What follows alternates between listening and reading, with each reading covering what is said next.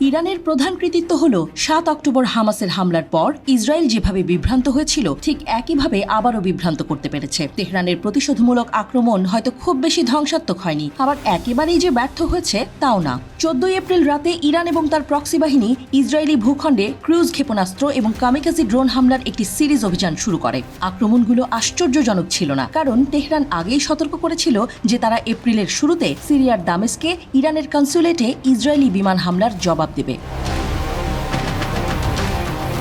প্রতিশোধমূলক হামলা operation true promise তাই বিনা মেঘে বজ্রপাতের মতো ছিল না। ইরানের প্রতিশোধমূলক হামলা সফল হয়েছে কিনা তা নিয়ে এখনও অনেক বিতর্ক রয়েছে। বেশিরভাগ সামরিক বিশেষজ্ঞ একমত যে ইসরায়েলের ওপর ইরানের প্রথম সরাসরি আক্রমণ ছাড়া তেহরানের কর্মকাণ্ডে অস্বাভাবিক কিছু ছিল না। তবে প্রযুক্তিগত দৃষ্টিকোণ থেকে কৌশলটি নিখুঁত ছিল। ইরান প্রথমে ড্রোন দিয়ে ইসরায়েলের আকাশ প্রতিরক্ষা ব্যবস্থাকে দমন করে এবং তারপর হাইপারসনিক ক্ষেপণাস্ত্র নিক্ষেপ করে, যা ইসরায়েলি এবং আমেরিকানরা বাধা দিতে পারেনি।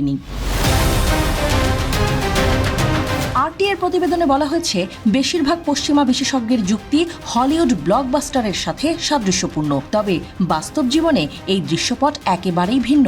প্রাচীনকালে যেমন সানজু লিখেছিলেন, 100টি যুদ্ধ করা এবং 100টি যুদ্ধ জয় করা দক্ষতার শীর্ষবিন্দু নয়, জেতার সবচেয়ে ভালো উপায় হলো লড়াই না করা। এটাই হলো ইরানের কৌশল। ইসরায়েলের বিরুদ্ধে ইরানের হামলা দাবা খেলায় গ্র্যান্ড মাস্টারের পদক্ষেপের মতো নিছক সামরিক প্রতিক্রিয়া ছিল না, আর এই খেলা এখনও শেষ হয়নি। আন্তর্জাতিক সাংবাদিক এবং মধ্যপ্রাচ্য বিশেষজ্ঞ আব্বাস জুমা লিখেছেন, সিরিয়ার রাজধানীতে ইরানের কনসুলেটের হামলার পর তেহরানকে এমনভাবে প্রতিক্রিয়া জানাতে হয়েছে যা বিশ্বাসযোগ্য হবে এবং নির্দিষ্ট সামরিক লক্ষ্য অর্জন করবে, কিন্তু তৃতীয় বিশ্বযুদ্ধ শুরু করবে না।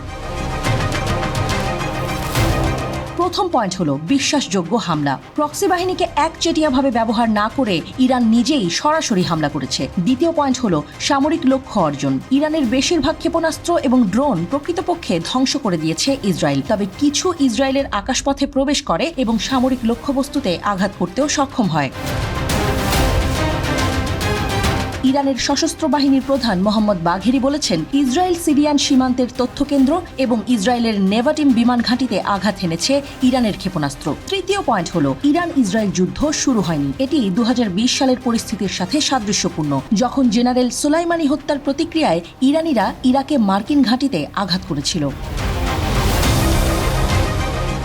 ইরানের অপারেশন সামরিক ওজনের চেয়ে বেশি রাজনৈতিক ওজন বহন করে। এটি সূক্ষ্মভাবে পরিচালিত হয়েছিল এবং একটি সাফল্য ছিল। স্পষ্টতই ইরানিরা এমন কোনো যুদ্ধ শুরু করতে চায়নি যাতে যুক্তরাষ্ট্রও জড়িয়ে পড়ে, যদিও নেতানিয়াহু এটাই চেয়েছিলেন। সহজ কথায়, ইসরায়েল ইরানকে উস্কে দিতে পারেনি। ইসরায়েলের ওপর ইরানের হামলা তাই যতটা মনে হয় তার চেয়ে অনেক বেশি সফল।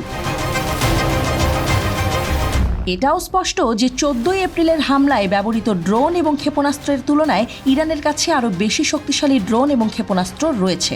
এমনকি কম উন্নত ড্রোন এবং ক্ষেপণাস্ত্র ইসরায়েলের আকাশপথে প্রবেশ করতে এবং ইসরায়েলের বিলিয়ন বিলিয়ন ডলার ক্ষতি সাধন করতে সক্ষম হয়েছে। যেহেতু ক্ষেপণাস্ত্র ও ড্রোন নিক্ষেপে যত টাকা ইরান খরচ করেছে তার চেয়ে অনেক বেশি ইসরায়েল খরচ করেছে এগুলো প্রতিরোধ করতে। তেহরান আবারও প্রমাণ করেছে যে ইসরায়েল অপ্রতিরোধ্য নয় এবং দেশটিতে আক্রমণ করা সম্ভব।